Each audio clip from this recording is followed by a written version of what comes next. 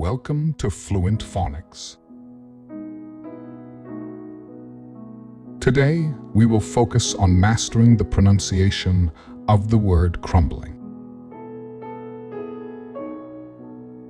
Crumbling.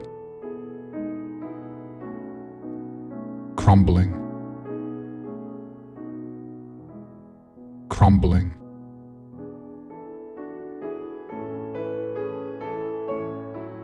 Here's an example of how one might use it in a sentence. The old abandoned building was crumbling, with sections of the roof and walls falling apart.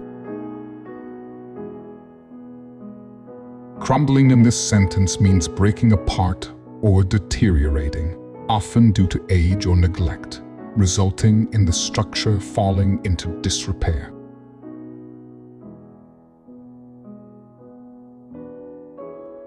Thank you for your time.